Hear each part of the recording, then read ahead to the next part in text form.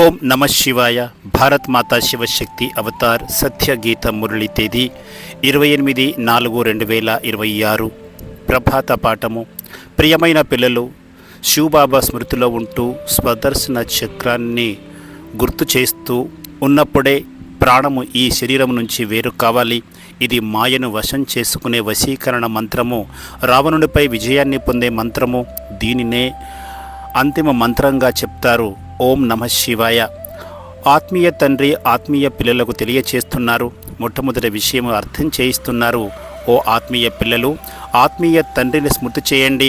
బాహ్య ప్రపంచంలో శారీరకమైన పిల్లలు, వారికి శారీరకమైన తండ్రులు ఉంటారు. మీకు ఇప్పుడు ఆత్మీయ తండ్రి లభించారు.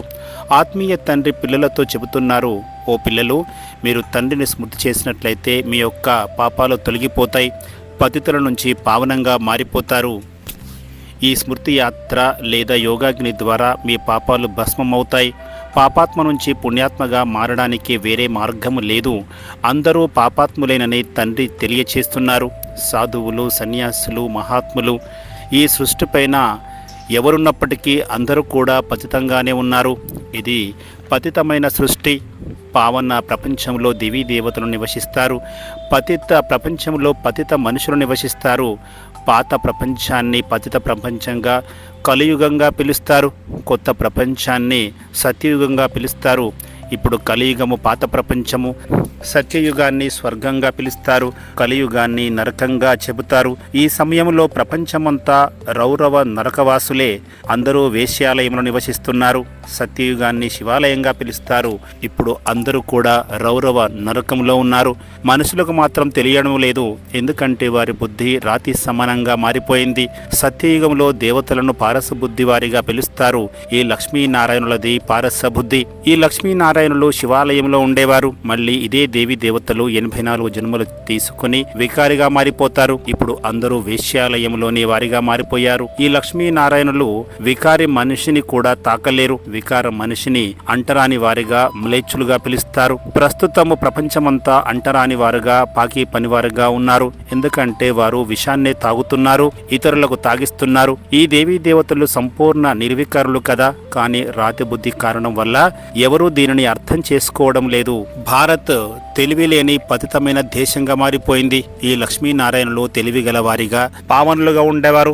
ఎంత వ్యత్యాసం ఉన్నది. పతితులు రాత్రి సమయంలో ఉంటారు, పావనులు పగలు సమయంలో ఉంటారు. రాత్రి అని భక్తి మార్గాన్ని చెబుతారు. అనేక మంది గురువుల దగ్గర మనుషులు తిరుగుతూ ఎంతో కష్టపడతారు. జన్మ జన్మాంతరాలుగా తీర్థయాత్రలు చేస్తూ వచ్చారు. సత్యయుగంలో తీర్థయాత్రలు, శాస్త్రాలు చదవడము ఇలాంటివి ఏవి చేయవలసిన అవసరం లేదు. ఎందుకంటే వారు సద్గతిలో ఉన్నారు. ఈ సమయంలో అందరికీ దుర్గతి కొనసాగుతోంది. ఇక్కడ ఒకరు కూడా సద్గతిలో లేరు. సద్గతిలో ఒకరికి కూడా దుర్గతి ఉండదు. సద్గతి పొందిన వారు పవిత్రంగా ఉంటారు. వారిని అపవిత్రులు తాకలేరు. లక్ష్మీనారాయణుల మందిరంలో ఎవరు తాకకుండా చుట్టూ ఒక బౌండరీ ఏర్పాటు చేయబడి ఉంటుంది. కానీ తమని తాము అపవిత్రమైన వారిగా ఎవరు భావించడం లేదు. ప్రపంచమంతటా ఉన్న అపవిత్రులను తండ్రి వచ్చి పవిత్రంగా చేస్తారు. కానీ మిలేచ్చులకు తాము మిలేచ్చులమని, రాతి బుద్ధి గలవారిమని తెలియదు. ఇప్పుడు తండ్రి కూర్చొని చెప్తున్నారు, మీరు పతితులుగు ఇప్పుడు మళ్ళీ పావనం కావాలి. మొట్టమొదట దీనిని అర్థం చేసుకోవాలి అని బాబా చెప్తున్నారు. ఇక్కడ విద్వాంసులు గాని, పండితులు గాని ఎవరూ లేరు. వీరే తండ్రి, టీచర్, వీరే మనల్ని చదివిస్తున్నారు. అదే విధంగా అందరినీ సద్గతిలోకి తీసుకువెళుతారు. కాబట్టి వీరే సద్గురువు, supreme father, supreme teacher, supreme preceptor. మిగిలిన వారంతా విద్వాంసులు, ఆచార్యులు, పండితులు అందరూ కూడా పతితమైన వారే. వికారం ద్వారానే జన్మిస్తారు. వారు సాధువులు, మహాత్ములు అయినా సరే దేవతలను తాకలేరు. ఎందుకంటే వారందరూ కూడా మ్లేచ్చులు. అర్ధకల్పము ప్రపంచము పవిత్రంగా ఉంటుంది, అర్ధకల్పము పతితంగా ఉంటుంది. అందుకే అందరూ ఏమంటారు, ఓ పతిత పావన విచ్చేయండి, వచ్చి మమ్మల్ని పావనంగా చేయండి అని పిలుస్తారు. అర్ధకల్పము పవిత్ర ప్రపంచము, సూర్యవంశము, చంద్రవంశము కొనసాగుతుంది. మళ్ళీ అర్ధకల్పం తర్వాత దేవతలు వమ మార్గంలో వెళ్ళిపోతారు. దేవతలు కూడా వికారాల్లోకి వెళ్తారు. ఎల్లప్పుడూ దేవతలుగా ఉండలేరు. దేవతలు ఇక్కడే ఉండేవారు. అందుకే వారి మందిరాలు కూడా నిర్మించారు. వారెంతో పవిత్రంగా ఉండేవారు. ఎవరు కూడా వారిని తాకలేరు. ఈ రోజుల్లో డబ్బులు చెల్లించినట్లయితే తాకనిస్తారు. అవినీతి, లంచగొండితనం పెరిగిపోయింది. ఈ సాధు సన్యాసుల్లోనే ఇలాంటి అవినీతి, లంచగొండితనము పెరిగిపోయింది. వెళ్ళిపోయింది. తమను తాము ఈశ్వరుడని చెప్పుకుంటూ పూజలు చేయించుకునే వారినే హిరణ్యకశిపులుగా పిలుస్తారు. శివోహం అని అంటూ తమను తాము భగవంతునిగా చెప్పుకుంటారు. మాతలు వెళ్లి పాలతో అభిషేకం చేస్తారు, పూలను చల్లుతారు. ఒకవైపు శివోహం అంటారు, మళ్ళీ ఈశ్వరుడు సర్వవ్యాపి అని చెప్తారు. అందుకే ఏ మనిషిని తండ్రి, టీచరు, గురువుగా చెప్పలేము. ఇదంతా కూడా తండ్రి తెలియచేస్తున్నారు. ఈ విషయాలన్నీ ఒక తండ్రి మాత్రమే వచ్చి తెలియచేస్తారు. నేనే అందరికీ సద్గతి దాతను అని తండ్రి చెబుతున్నారు. నన్ను ఎవరు ఎరుగరు, గీతను ఎవరు వినిపించారో కూడా విద్వాంసులకు తెలియదు. రాజయోగాన్ని ఎవరు నేర్పించారు? తండ్రి ఒక్కసారి వచ్చి ఈ చదువును చదివిస్తారు. జ్ఞానసాగరులు తండ్రి ఒక్కరే, వారే జ్ఞానేశ్వరులు. ఈశ్వరుడిలోనే పూర్తి జ్ఞానం ఉంటుంది. మిగిలిన మనుషులందరిలో ఉన్నది అజ్ఞానము. భక్తిని అజ్ఞానంగా పిలుస్తారు. నేనెప్పుడు మనిషిగా మారను అని తండ్రి చెప్తున్నారు. పతితులను పావనంగా చేయడానికి మీరు పిలిచిన కారణంగానే నేను వచ్చాను అని తండ్రి పరమాత్మ చెబుతున్నారు. మనుషులు పిలుస్తారు, కానీ ఎవరికి సరిగా తెలియదు కాబట్టి ప్రేమపూర్వకంగా పిలవడం లేదు. గాంధీ కూడా పతిత పావన అని పాడేవారు. మళ్ళీ రఘుపతి రాఘవ రాజారాం అని కూడా పాడేవారు. ఇప్పటికీ గాంధీ పేరు ఎంతగానో ప్రఖ్యాతి చెందింది. వారు వెళ్లిపోయి 20 ఏళ్లు గడిచిపోవచ్చు. ఒకవేళ ఎవరైతే ఆది నుంచి పూజ చేసి ఉన్నారో వారు తప్పకుండా ఇక్కడికి జ్ఞానంలోకి వస్తారు. వారు నామరూపాలు వేరైనప్పటికీ ఇక్కడికి చేరుకుంటారు. ఆది కాలం నుంచి పూజ చేసి ఉంటే తప్పకుండా జ్ఞానాన్ని పొందుతారు. తండ్రి వచ్చి పతితుల నుంచి పావనంగా చేయడానికి ఈ జ్ఞానాన్ని ఇస్తున్నారు. గాంధీ కూడా మంచివారే, వారు మంచి కర్మలే చేశారు. మున్ముందు బహుశా ఇలాంటి ముఖ్యమైన వారికి ఈ జ్ఞానము తెలుస్తుంది. కానీ దానివల్ల మనకి ఎలాంటి లాభము లేదు. మీది స్మృతి యాత్ర. రాత్రింబవళ్ళు తండ్రిని ప్రేమపూర్వకంగా గుర్తు చేయాలి. తండ్రి ప్రియమైన వారు, జీవిత భాగస్వామిని ప్రియమైన వారు అని చెప్పలేము. ఈ రోజుల్లో ఒకరికొకరు శత్రువులుగా మారిపోతున్నారు. ఇప్పుడు మీరు మళ్ళీ ఒకరికొకరు మిత్రులుగా మారుతున్నారు. అందరితో మిత్రత్వం చేస్తున్నారు. అందరికీ ఇదే తెలియచేస్తున్నారు. తండ్రిని స్మృతి చేసినట్లయితే మీ నావ తీరం చేరుతుందని చెప్తున్నారు. మీకు శత్రువులు ఎవరూ లేరు. యోగ బలం ద్వారానే విజయం సాధించాలి. రావణుడిపై విజయాన్ని పొందాలి. ఇక్కడ ఎటువంటి స్థూలమైన అస్త్రశస్త్రాల యొక్క అవసరము ఉండదు. విష్ణువుకు 4 భుజాలు చూపించినట్లుగా దేవతలకు కూడా అస్త్రశస్త్రాలను చూపించారు. విష్ణువుకు స్వదర్శన చక్రాన్ని, గదా, శంఖాన్ని ధరించినట్లుగా చూపించారు. కానీ ఈ అలంకారాలు వాస్తవంగా బ్రాహ్మణులవి. ఇవి జ్ఞానానికి సంబంధించిన విషయాలు. కానీ సత్యయుగంలో గద వంటివి ఏవీ ఉండవు. ఇక్కడ రాజుల దగ్గర కాపలా ఉంటుంది కాబట్టి అటువంటి వారికి ఆయుధాలు అవసరము. అక్కడ సత్యయుగంలో ఆయుధాలు అవసరం ఉండవు. తండ్రి మళ్ళీ ముఖ్యమైన విషయాన్ని చెప్తున్నారు. తండ్రిని స్మృతి చేయండి. ఎటువంటి చిక్కు ప్రశ్నల్లో చిక్కుకోకండి. ఒక శివబాబాను మాత్రమే స్మృతి చేయాలి. మిమ్మల్ని శాంతిధామం వరకు తీసుకువెళ్లేంత వరకు బాబా తోడుగా ఉంటారు. సుఖధామం వరకు తండ్రి తీసుకొని వెళ్ళలేరు. పిల్లలు కూడా చాలా ప్రశాంతంగా ఉండాలి. ప్రతి కర్తవ్యాన్ని శాంతియుతంగా నిర్వహించాలి. గొడవలు చేసుకోరాదు. వంటగదిలో కూడా మౌనంగా ఉండాలి. మీరు చాలా సూక్ష్మ స్థితిలోకి వెళ్ళాలి. మౌనాన్ని ధారణ చేయడం ద్వారా కోపము వచ్చే అవకాశమే ఉండదు. మీది ఆత్మిక యాత్ర, భౌతికమైన తీర్థయాత్రలు కావు. మీ బుద్ధి ద్వారా శాంతిధామాన్ని గుర్తు చేసుకోవాలి. సుఖధామాన్ని కూడా గుర్తు చేసుకోవాలి. 84 జన్మలు కూడా గుర్తు చేసుకోవాలి.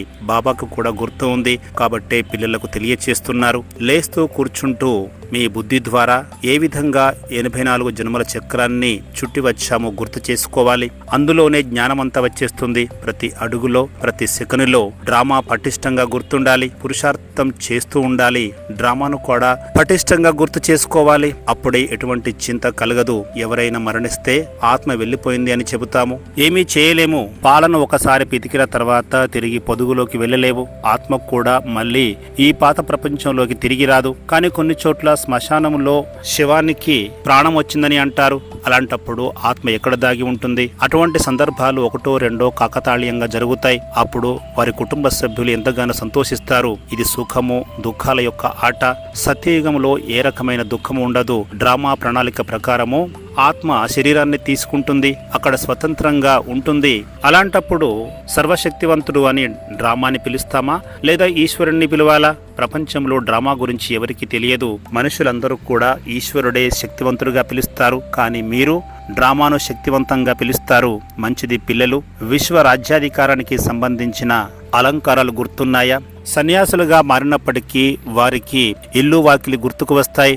అన్నీ గుర్తుంటాయి. కానీ వాటిపైన మమకారాన్ని వదిలివేస్తారు. మనిషి దేనిని మరిచిపోలేడు, కానీ మమకారం మాత్రం తొలగిపోతుంది. మమకారము ఒక తండ్రిపైనే ఉంచాలి. ఇప్పటికీ 32 ఏళ్లు గడిచినా కూడా ఇంక ఎవరు కూడా అన్నింటినీ మరిచిపోయే స్థితికి చేరుకోలేదు. ఏదో ఒకటి గుర్తుకు వస్తూనే ఉంటుంది. దేహాన్ని కూడా మరిచిపోవాలి. స్వయాన్ని ఆత్మగా భావించి తండ్రిని స్మృతి చేయాలి. దీనికి సమయం పట్టవచ్చు. సమయం వచ్చినప్పుడు కర్మాతీత స్థితిని పొందుతారు. కానీ ఇప్పటి వరకు ఎవరూ ఆ స్థితిని పొందలేదు. ఆ స్థితి రాగానే వినాశనం కూడా ప్రారంభమవుతుంది. సన్యాసులు కూడా పురుషార్థం చేస్తూనే ఉంటారు. కానీ మళ్ళీ ఈ పాత ప్రపంచంలోకి వారు రావాలి కదా. మీరు మాత్రం పాత ప్రపంచంలోకి రావాల్సిన అవసరం లేదు. అందుకే కొత్త ప్రపంచమైన సుఖధామాన్ని గుర్తు చేసుకోవాలి.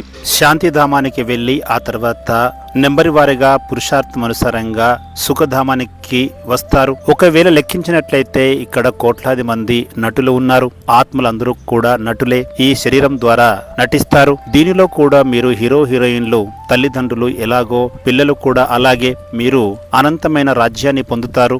ఇది వజ్రతుల్యమైన జన్మ. లక్ష్మీనారాయణులది వజ్రతుల్యమైన జన్మ కాదు. ఇది మీకు వజ్రతుల్యమైన జన్మ లాంటిది. ఎందుకంటే మీరు ఈశ్వరీయ సంతానము, ఆ తర్వాత దైవీ సంతానంగా మారుతారు. ఈ సమయంలో విజయాన్ని సాధించడానికి పిల్లలు మీరు యుద్ధం చేస్తున్నారు. ఈ జ్ఞానము ప్రతి ఒక్కరి బుద్ధిలో ఉండాలి. మనము ఇప్పుడు ఇంటికి వెళ్ళాలి అని గుర్తుండాలి. కలియుగ సంబంధాలన్నీ తొలగిపోవాలి. ఇది పురుషోత్తమ సంగమయుగము. ఇప్పుడు కలియుగ బంధనాలు తొలగించుకోవాలి. మళ్ళీ సత్యయుగ సంబంధంలోకి వెళ్ళాలి. అందుకే తండ్రిని, ఇల్లును అంటే శాంతిధామాన్ని, సుఖధామాన్ని గుర్తు చేసుకోవాలి. మీ బుద్ధిలో జ్ఞానము ఉంది. సన్యాసులు ముక్తి కోసం ఎన్నో కష్టాలు పడుతుంటారు. అయినప్పటికీ ఎవరూ అక్కడికి వెళ్ళడం లేదు. అందరూ ఇంటికి వెళ్లే సమయము ఇప్పుడు వచ్చేసింది. సన్యాసులు కూడా మీ నుండి జ్ఞానాన్ని తీసుకుంటారు. జ్ఞానసాగరుడైన తండ్రి ఒక్కరే అని వారికి కూడా తెలుస్తుంది. వారి నుండే జ్ఞానాన్ని స్వీకరిస్తారు. ఈ రోజుల్లో చిన్నతనం నుంచే గురువుల దగ్గర శిష్యరికం చేస్తారు. ఎందుకంటే ఈ సమయంలో ప్రతి ఒక్కరూ వానప్రస్థంలో ఉన్నారు. అందుకే చిన్నపిల్లలు కూడా చెబుతున్నారు శివబాబాను స్మృతి చేయాలి అని. కొత్త ప్రపంచంలోకి వెళ్ళాలి. ఈ సమయంలో ప్రతి ఒక్కరిది వానప్రస్థ స్థితి. వీలైనంత వరకు ఈ చదువును చదవాలి. కానీ శారీరక పోషణ కోసం కూడా లౌకిక చదువును చదవాలి. అందరూ ఇక్కడే మధువనంలో ఉండటానికి అవకాశం ఇవ్వలేము. కొత్త ఇంటిని నిర్మిస్తున్నారు. ఇంకా పిల్లలు చాలా మంది రావాల్సి ఉంది. పిల్లల సంఖ్య రోజురోజుకు పెరుగుతూ ఉంటుంది. కోడలు రాగానే వారి కొరకు కొత్త ఇంటిని ఏర్పాటు చేయవలసి వస్తుంది. కలిసి ఉండలేరు. సతీయుగంలో ప్రతిదీ కొత్తగా ఉంటుంది. అందరూ సతోప్రధానంగా ఉంటారు. సాక్షాత్కారంలో కన్యలు శుభీరసము తాగినట్లుగా సాక్షాత్కారం పొందారు. దాని రుచి కూడా అలాగే ఉంటుంది. సన్యాసం అన్నా త్యాగం అన్నా ఒకటే విషయము. డ్రామా ప్రకారము సన్యాసులది హద్దులోని సన్యాసము. వారు పాత ప్రపంచంలోని నివసిస్తారు. మీరు ఇప్పుడు సంగమయుగంలో ఉన్నారు. మిమ్మల్ని కలియుగంలో ఉన్నారని ఎవరూ చెప్పలేరు. సంగమయుగము అంటేనే బ్రాహ్మణులది. ఈ బ్రాహ్మణ యుగము చాలా కొద్ది సమయమే ఉంటుంది. 50 ఏళ్ళు కావచ్చు. 50 ఏళ్ళు గడిచిపోవడానికి సమయము ఏమీ పట్టదు. ఇది ఒక జన్మకు సంబంధించిన యుగము మాత్రమే. ఇది ఎంతో సంతోషకరమైన యుగము. భగవంతుడైన తండ్రి మనలను చదివిస్తున్నారు.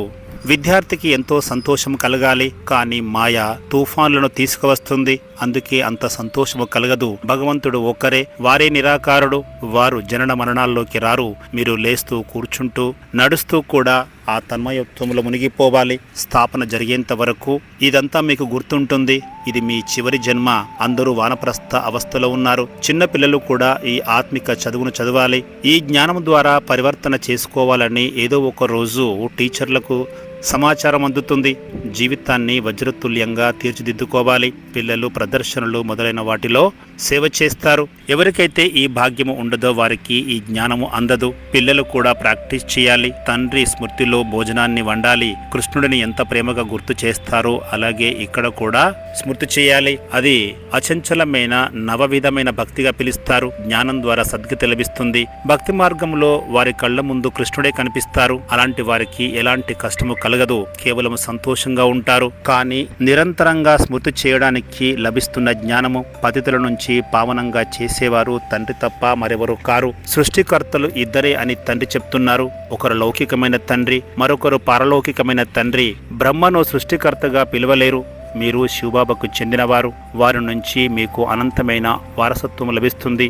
ఇక మూడవ తండ్రి ఎవరు లేరు. మిమ్మల్ని బ్రహ్మ ద్వారా శివబాబా దత్తత తీసుకుంటారు. ఇందులో ఎలాంటి అనుమానము లేదు. చిన్న పిల్లల్ని ఇక్కడ దత్తత తీసుకోలేరు, ఎందుకంటే ప్రభుత్వము అనుమతించదు. ఇక మిగతా వారి విషయంలో ప్రభుత్వము జోక్యం చేసుకోవాల్సిన అవసరం లేదు. తండ్రిని ఎంతో ప్రేమగా స్మృతి చేయాలి. ఆ ప్రేమలో కన్నీళ్లు కూడా వస్తాయి. అటువంటి బాబాను ఎంతో ప్రేమపూర్వకంగా గుర్తు చేయాలి. ఎవరు గుర్తుకు రాకూడదు. దాని కొరకు పురుషార్థం చేయాలి. శివబాబా స్మృతిలో ఉంటూ స్వదర్శన చక్రము తిరుగుతున్నప్పుడే ఈ ప్రాణము శరీరం నుంచి విడిపోవాలి. ఇదే అంతిమ మంత్రము. దీనినే వశీకరణ మంత్రంగా చెప్తారు. రావణునిపై విజయాన్ని పొందే మంత్రము ఇదే.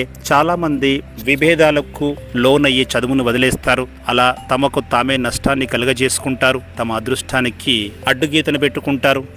కల్పము ఇలాగే వారు అదృష్టాన్ని పాడు చేసుకుంటారు, ఫెయిల్ అవుతారు. ఇది అపవిత్రమైన ప్రపంచము. ఇక్కడ ఉండాలని మీకు అనిపించదు. రోజు రోజుకు వేశ్యాలయ పద్ధతులు పెరిగిపోతున్నాయి. ధనవంతులు ఇద్దరేసి భార్యలను ఉంచుకుంటున్నారు. ఇక్కడ ఎంతో గందరగోళము ఉంది. మంచిది. ఆత్మీయ పిల్లలకు ఆత్మీయ బాప్దాదాల యొక్క ప్రియ స్మృతులు. గుడ్ మార్నింగ్ మరియు నమస్తే. వరదానము పవిత్ర భవ. బాప్దాదా ఈరోజు పవిత్రత అనే సబ్జెక్టులో మార్కులు ఇస్తున్నారు. బాప్దాదా ఎలాంటి విశేషతను చూశారు? మొదటి విశేషత ఏమిటంటే మనస పవిత్రత. సంకల్పంలో కూడా అపవిత్రత సంస్కారాలు ఉండకూడదు. బ్రాహ్మణులుగా అవ్వడము అంటేనే అపవిత్రతను త్యాగం చేయడము. పవిత్రత అనే శ్రేష్ఠ భాగ్యాన్ని పొందడము. మనస్సులో సదా శ్రేష్టమైన ఆత్మిక స్మృతి ఉండాలి. అంటే సోదర భావం ఉండాలి. ఈ స్మృతి ద్వారానే మనస పవిత్రతకు మార్కులు లభిస్తాయి. వాచలో కూడా సదా సత్యతను మధురతను కలిగి ఉండాలి. అప్పుడే మీ మాటలకు మార్కులు లభిస్తాయి. కర్మణలో సదా నమ్రత సంతుష్టంగా ఉండాలి. దీని ద్వారా ప్రత్యక్షత ఫలితం లభిస్తుంది. అలాంటి వారు సదా హర్షితముఖంగా ఉంటారు. ఈ విశేషత ఆధారంగానే కర్మణలో మీకు మార్కులు లభిస్తాయి. ఇప్పుడు ఈ మూడింటిని అంటే మనస వాచ కర్మణను ఎదురుగా ఉంచుకొని మిమ్మల్ని మీరు పరిశీలించుకోవాలి. మీ నెంబర్ ఎక్కడ ఉందో గ్రహించాలి. ఓం నమః శివాయ.